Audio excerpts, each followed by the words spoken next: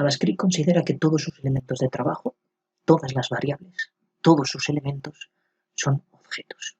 Y es la tendencia que se tiene actualmente en cualquier lenguaje de programación, no exclusivamente en JavaScript, sino que todos sean objetos. De esa manera, en función del objeto que yo estoy utilizando, el lenguaje de programación me pone a disposición una serie de métodos y de propiedades con las que yo puedo, de alguna manera, modificar y trabajar con esos objetos.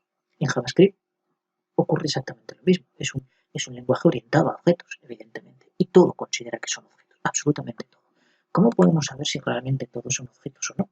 Bueno, para empezar, si vemos la documentación del propio lenguaje ya nos lo advierte, que todos son objetos. Y eso lo podemos saber si nosotros utilizamos, por ejemplo, directamente un literal como objeto sin declararlo, es decir, sin asignarlo, digámoslo así, previamente a una variable, sino que lo vamos a utilizar directamente y vamos a ver cómo automáticamente, en función de la sintaxis que nosotros utilicemos, JavaScript va a identificar ese objeto, es decir, el tipo de ese objeto, y por tanto nos vaya a exponer una serie de propiedades y de métodos con los que nosotros vamos a poder trabajar. Vamos a verlo en un ejemplo.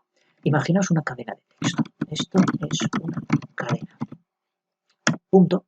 Miren, yo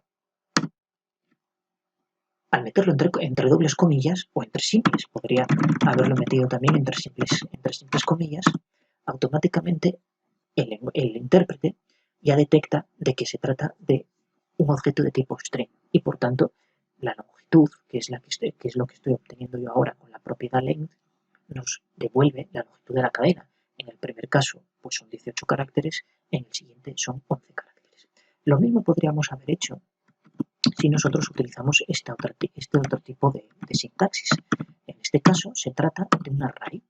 El intérprete, al nosotros utilizar los corchetes, detecta automáticamente que se trata de un objeto de tipo array y por tanto las propiedades y los métodos que nos va a facilitar evidentemente son son propiedades y métodos relacionados con ese tipo de objeto. Fue exactamente lo mismo que hicimos antes con una cadena de texto. Las funciones también son objetos, es decir, yo puedo declarar una variable, por ejemplo, puedo introducir dentro de A una función que va a tomar un parámetro cualquiera, vamos a poner aquí pan, y defino un cuerpo para la función. En este caso vamos a hacer algo muy sencillo que nos devuelva por consola precisamente para, es decir, el argumento que le metemos a la función. Entonces yo ahora puedo llamar a esa función utilizando la variable a y aquí meto, por ejemplo, de argumento, esto es un parámetro y me lo devuelve por consola. Evidentemente podría hacer una función mucho más trabajada, más elaborada, más compleja. En este caso, como es sencillamente un ejemplo, para que veamos que A, y evidentemente yo en A tengo una serie de argumentos y de funciones y de métodos que puedo utilizar con esa variable de tipo función. ¿Vale? Lo mismo ocurre, exactamente lo mismo, con cualquier otro tipo de objeto que podamos estar utilizando. Sin embargo, hay una pequeña particularidad que, aunque nosotros, imaginaos, yo meto mi nombre aquí en una cadena y quiero acceder a cualquier carácter de esa cadena, yo puedo indexarlo utilizando, digamos, la sintaxis de un array y puedo poner, por ejemplo, 0 y me devuelve el primer carácter. Lo mismo podría hacer exactamente igual con cualquier otra posición o índice de esa cadena. En vez de meter 0, podría meter 5 y me devuelve la m, y así sucesivamente. Es decir, podría recorrerlo. Si ahora mismo nosotros hacemos un bucle donde recorramos la longitud, primero tengo que asignar, vamos a hacer cadena igual a mi nombre, y entonces ahora lo que vamos a hacer es recorrer, si lo escribo bien, evidentemente, obtenemos la longitud de la cadena y incrementamos el contador. Entonces ahora lo imprimimos, lo sacamos por consola, pero tengo que utilizar la notación de array, evidentemente, porque no puedo hacerlo de otra manera. Que en este caso la variable es la i y ahí tenemos toda la cadena impresa. Sin embargo, con un array lo tenemos mucho más fácil utilizando una función que hay que se llama forEach. Imaginaos, yo tengo esta matriz de 5 elementos y tengo una función que se llama forEach, un método que lo que me hace es recorrer toda esa matriz elemento a elemento y puedo evidentemente operar sobre cada elemento individualmente. Vamos a utilizar una función flecha, luego explicaré lo que es, que no es más que una función, bueno, se conoce como función lambda, incluso creo que JavaScript le llama, en la documentación le llama callback, función callback, que digamos que es una función de llamada, ¿no? Una función dentro de, que realmente es un puntero a una función, porque es lo que estamos utilizando como argumento, a su vez, de los parámetros de otra función, que en este caso es forEach. Y lo que vamos a hacer es sencillamente imprimirlo por consola, pero yo ahora puedo multiplicarlo, por ejemplo, por 2 y me saca de manera individual cada elemento del array multiplicado por 2. Habíamos hablado de que una cadena de texto, yo puedo acceder directamente a cada a cada carácter de la cadena. Sin embargo, para JavaScript, en este caso, esa cadena de texto que he escrito ahí, con mi nombre, no deja de ser un objeto string, no es un objeto array. Es decir, yo no puedo acceder a forEach. De hecho, ya veis que me lo quita del IntelliSense y no lo puedo, porque digamos que ese método no pertenece a ese objeto y por tanto no lo puedo aplicar con él. Si yo lo intentara, insistiera y me creara aquí la función flecha y simplemente imprimiéramos cada elemento del array, ya me dice que ese método, esa función, no es para ese tipo de objeto y por tanto me da error. Si le vuelvo a insistir, evidentemente me dice que pues lo mismo, es el mismo mensaje, ¿de acuerdo? Entonces, lo que tengo que hacer evidentemente es forzar la conversión. ¿Y cómo convierto un string a un array? Bueno, pues muy sencillo. Se puede hacer de varias maneras. Una de ellas es utilizar el objeto array y utilizar un método que es from. Entonces yo aquí le meto, bueno, primeramente vamos a definir la cadena, que no sé si la tenía ya definida por ahí. Vale. Vamos a borrar antes. Y entonces vamos a utilizar cadena y vamos a poner, no voy a ser tan egoísta y voy a poner esto es una cadena. Vamos a ser un poco más modesto. Bien, ahora vamos a convertirla. Por tanto, yo voy a poner que, por ejemplo, mx sea igual a objeto array punto from y lo que está haciendo es convertir una cadena a array. Por tanto, si yo, bueno, ya me devuelve el resultado, pero si yo imprimo mx, automáticamente tengo lo que yo quería. Otra forma de convertir una cadena, además literalmente, es con split. Yo puedo hacer que me explote, es decir, split lo que hace es romper o lo que hace es desgranar cada elemento del array, cada elemento de la cadena de manera individual y nos devuelve un array. Si yo ahora le doy a intro, me devuelve el array. Evidentemente cada carácter de esa cadena es un elemento del nuevo array. La cadena de texto contiene un espacio en blanco que a lo mejor no nos interesa tenerlo.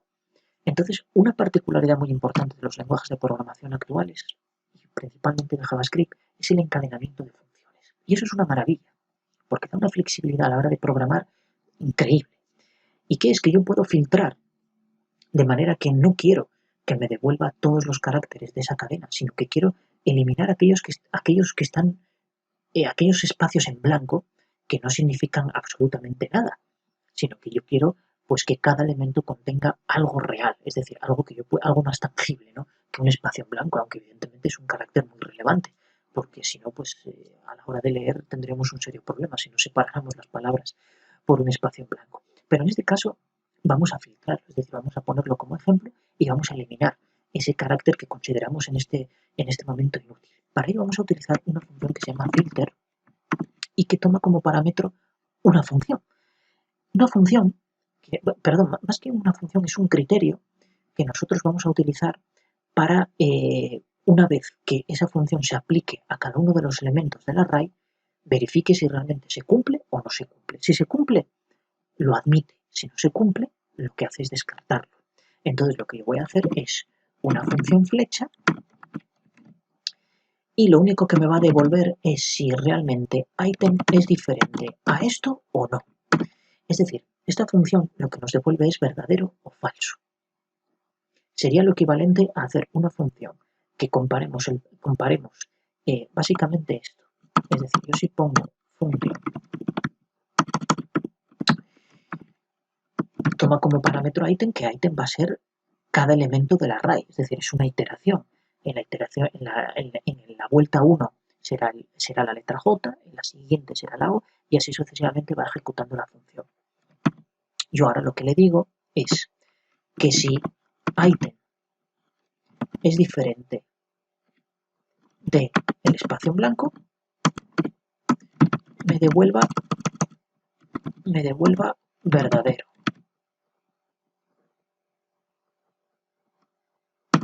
Y por el contrario, que me devuelva falso. Básicamente era lo que estaba haciendo. Yo ahora cierro la función, cierro, y si veis, me aparece el array sin el espacio en blanco. Todo esto se puede sintetizar. ¿Cómo se puede sintetizar? Con las llamadas funciones flecha, que es exactamente lo mismo. De hecho, creo que no es necesario incluir los espacios, los paréntesis, sino que hacerlo así. Es que lo sintetiza al máximo JavaScript. E incluir sencillamente, en este caso que simplemente nos devuelve verdadero o falso para filtrar, si es o no el espacio en blanco. Y efectivamente nos lo ha filtrado como queríamos. Es decir, lo que he hecho ahora es sintetizar con la función flecha lo que antes escribí con una función, digamos, normal de JavaScript. Lo que antiguamente en el JavaScript más antiguo, en la versión más antigua, que evidentemente es admitido por los nuevos, porque yo puedo hacer estas funciones lo complejas que yo quiera. En este caso es simplemente una devolución de verdadero o falso, pero se podría complicar mucho más. Y entonces lo que nos devuelve es una sintaxis muy reducida. Es la ventaja que nos dan las funciones flecha, ¿de acuerdo? Que podemos utilizar un parámetro o podemos utilizar varios o podemos utilizar los que queramos. En este caso, la función filter pues solo toma un parámetro que es el que va a ir pasando uno a uno hasta llegar desde el principio hasta el final del array cada elemento del array. ¿Vale? Es como un bucle, pero digamos que la función filter pues está implementada dentro de esa función. Para el programador es muy sencillo porque solo es una línea, no tiene que hacer más. Sin embargo, en la elaboración o digamos en la implementación de la función filter, pues bueno, ahí hay mucho más código metido que evidentemente va a ser un bucle que va a ir recorriendo el array elemento a elemento. Una vez que yo tengo esto, yo podría volver a crear un string. Es decir, podría poner tu string y volvería a tener una cadena de texto sin el espacio en blanco. Sin embargo, la función toString no funciona exactamente como queremos, porque lo que nos va a devolver es el array como una cadena de texto, pero cada elemento del array separado por coma. Eso es un problema porque no queremos eso así, sino que nosotros lo que queremos es la cadena sin el espacio en blanco. La forma de hacer esto es convertirlo a toString y ahora podemos utilizar una función replace para que veáis el encadenamiento. Todo esto se puede hacer mucho más sencillo, pero para que veáis el encadenamiento en función de los objetos que va devolviendo. Tened en cuenta que partimos de una cadena de texto. Luego la descompusimos y nos devolvió evidentemente un array. Por tanto, a partir de eso, yo puedo utilizar todos los métodos y propiedades ya del objeto array. Utilicé filter y eliminamos los espacios en blanco. A continuación, como es un array, yo puedo utilizar un método que es el toString, que me convierte el array a una cadena de texto otra vez. Y a su vez, ese toString no me convence porque me devuelve cada elemento del array separado por comas. Y eso, pues bueno, estéticamente no es lo que yo esperaba.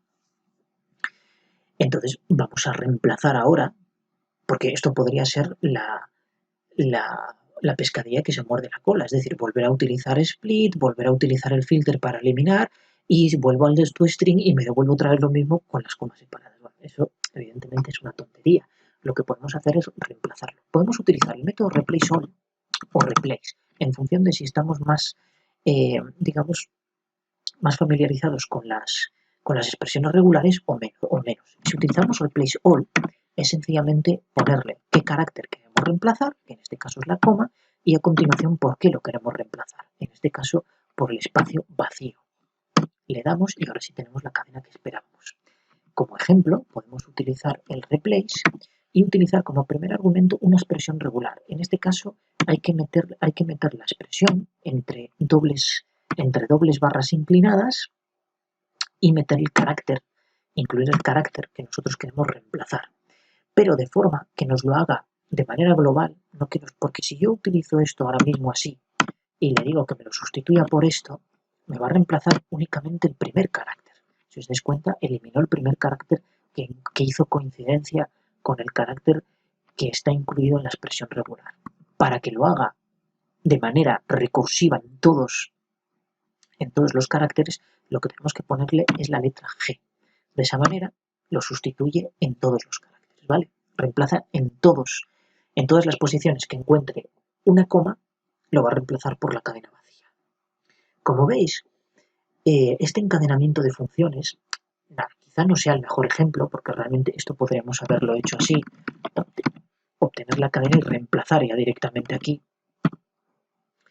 el espacio en blanco con las barras de manera global. En este caso, bueno, solo tiene uno, no importaría, y nos devolvería la cadena de texto, es decir, no haría falta convertirla a un array, luego filtrar y tal, pero sí que nos podemos encontrar en un momento determinado que extraemos determinada documentación de un archivo de texto o de un archivo XML o de un JSON incluso, y lo que hacemos es convertirlo a un array, filtrarlo, evidentemente no como he hecho ahora que le he quitado nada más que los espacios en blanco, sino que filtrarlo pues darle un filtrado quizá un poco más completo y luego volver a convertirlo a un string e incluso reemplazar los caracteres estos que nos devuelve la función toString con una función replace que perfectamente podría ser pues el replace all, que es muy sencilla, o el replace, que es un poco más compleja porque ya tendríamos que utilizar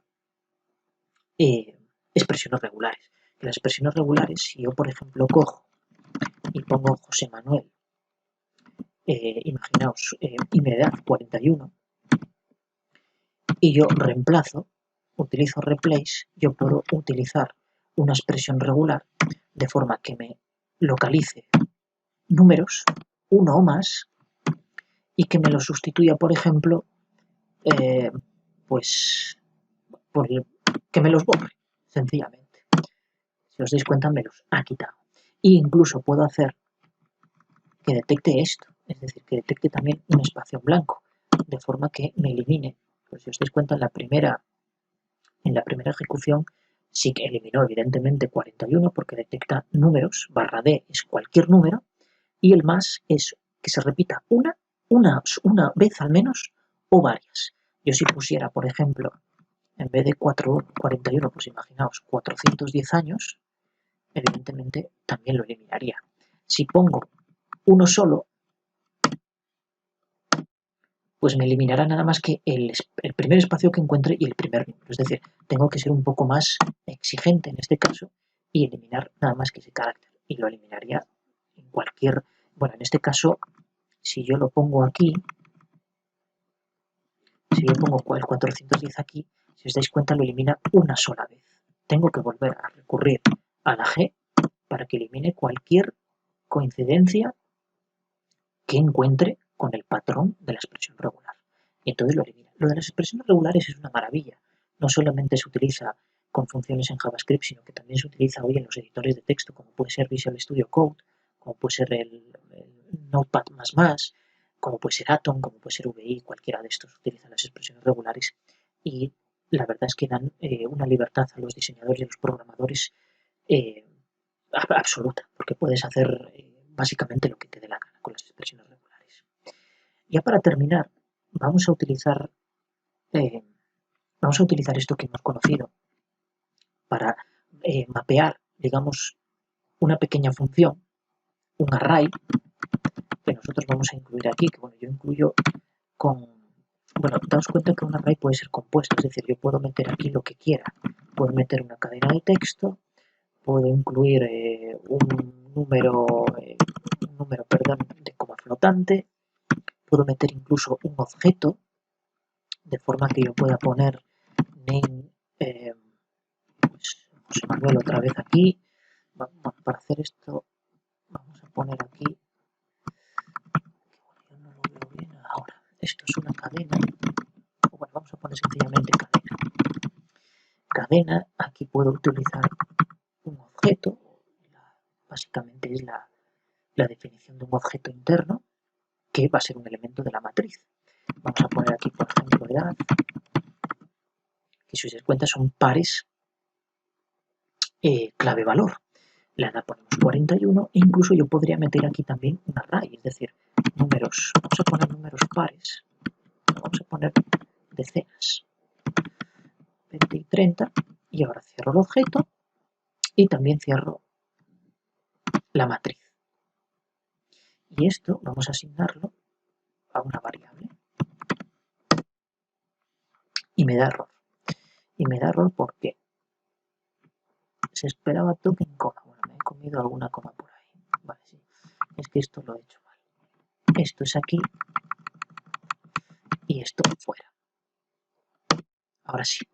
Y entonces lo que tengo es un array, pero que contiene un montón de elementos. Y de elementos todos diferentes. Daos cuenta. El primero es un número.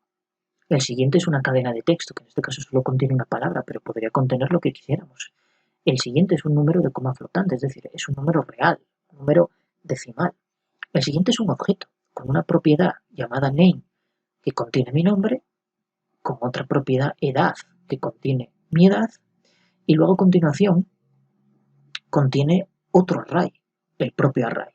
Yo si quiero acceder, por ejemplo, a este objeto, bueno, evidentemente si quiero acceder al primero, pues ya me va a devolver uno. Al segundo,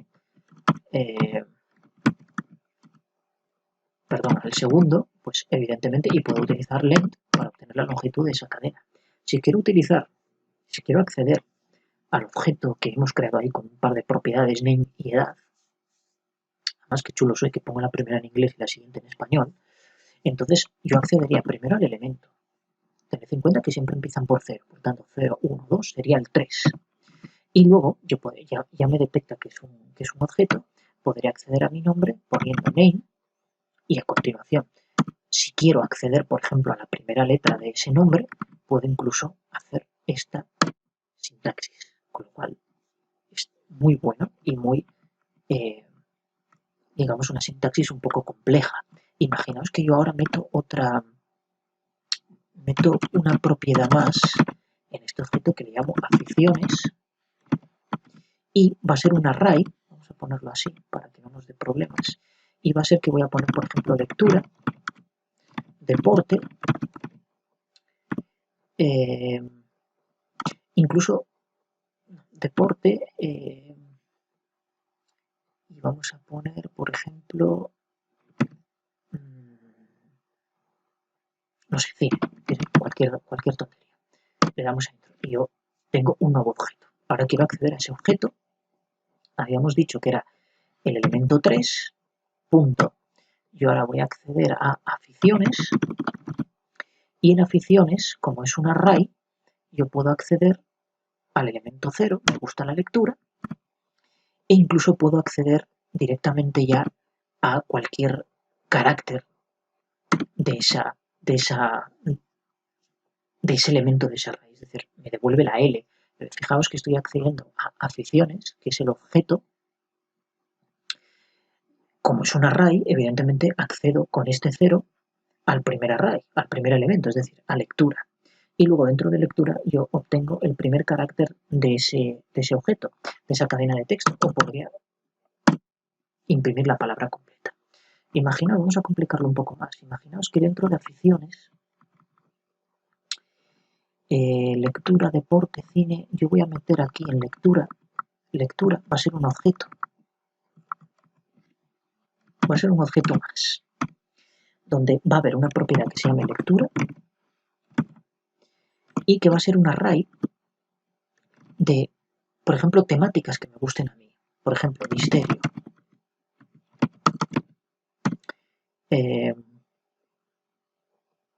no sé, ciencia ficción.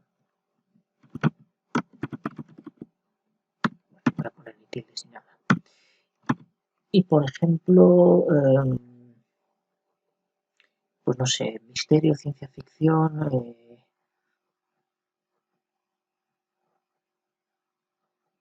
no sé qué poner más aquí, ciencia,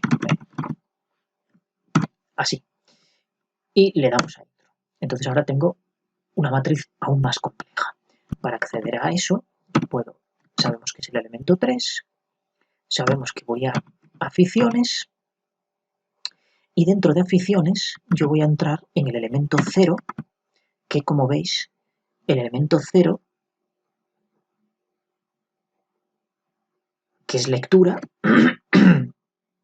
es un objeto al que yo voy a acceder a lectura, la propiedad lectura, y dentro de lectura puedo acceder a cualquiera de los elementos que hay dentro de esa propiedad, que en este caso lectura es la clave, y el contenido de esa clave pues es un array. Por tanto, yo voy a poder acceder, por ejemplo, al elemento 0, que es misterio, que digamos que es la temática que más me gusta. Y ahí lo tenemos. Como veis, un array se puede declarar de una manera muy compleja, de una manera muy sencilla, siempre con el mismo elemento, o si lo hacemos híbrido, como es este caso, pues evidentemente se puede complicar muchísimo.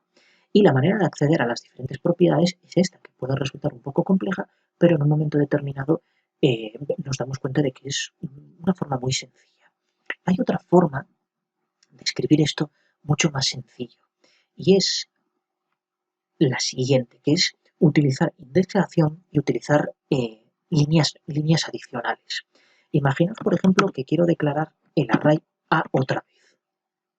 Entonces yo declaro un elemento, 1, le doy un intro. El propio editor me lo indexa ya para que yo pueda pues, verlo de otra manera que me parezca que lo interprete de un modo mucho más cómodo. Aunque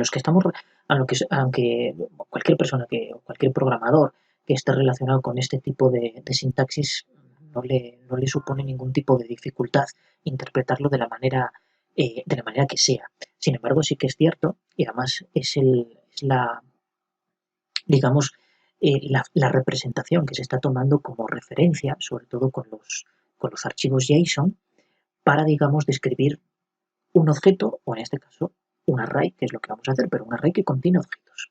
Entonces, a continuación meto la cadena, que vamos a utilizar la connotación normal, con la doble comilla, cadena. Luego meto el número flotante. A continuación va un objeto. Entonces yo puedo abrir ahí la llave y, ya veis cómo me lo indexa, incluyo la primera propiedad, que en este caso es name, o la primera clave, y le doy un valor, que en este caso es mi nombre, coma. Luego tengo otra clave que se llama edad y es un número entero, 41.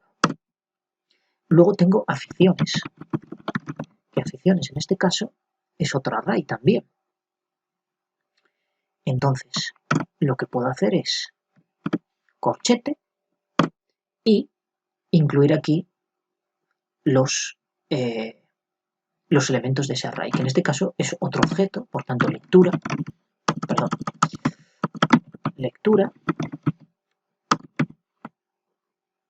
dos puntos, y vemos que es otro array, por tanto introduzco un método más. Misterio es el primer elemento, coma, el segundo es ciencia, coma, bueno, era ciencia ficción, y bueno, el tercero pues vamos a poner ciencia ficción. Y entonces lo que hago ahora es cerrar este array. Lo cierro. Y además cierro el objeto, que ya puedo cerrarlo aquí, y él ya me lo indexa de esta manera. Bien. Coma. Ahora, después de aficiones, venía aficiones, venía deporte. Bueno, esto era lectura, perdón, aquí ya creo que me equivoqué. No, correcto, ahora viene deporte. Dentro de aficiones, el primer elemento era un array, que a su vez era un objeto. Vale, pues entonces aquí me equivoqué. Porque, no, espera, me equivoqué, no, está bien. Vale, cerré el array. Entonces aquí es deporte. Y por último, cine. Y cierro este objeto nuevo. Pongo una coma, inicio un nuevo array. Bueno, aquí es que la lié porque no tengo más espacio. Pero bueno, básicamente para que veáis cómo se va definiendo cada cosa, ¿vale? De forma que con esta indentación que le metemos, es decir, con esta sangría, para nosotros es mucho más claro ver los elementos de cada uno de cada una de las matrices, cada uno de los objetos, principalmente cuando tienen, digamos, una implementación compleja como puede ser esta. Aquí me faltaba espacio y me perdí, sinceramente me perdí por aquí. Pero bueno, básicamente para que veáis que podemos introducir elementos como puede ser sencillos como un entero, como una cadena, como un número flotante, podemos introducir dentro de un array como subelemento otro array y a su vez incluso podemos incluir objetos con pares clave-valor que el valor incluso pueda llegar a ser un array y incluso un nuevo objeto de pares clave-valor y podemos ir anidando y hacerlo, extenderlo a la complejidad que nosotros veamos. ¿De acuerdo?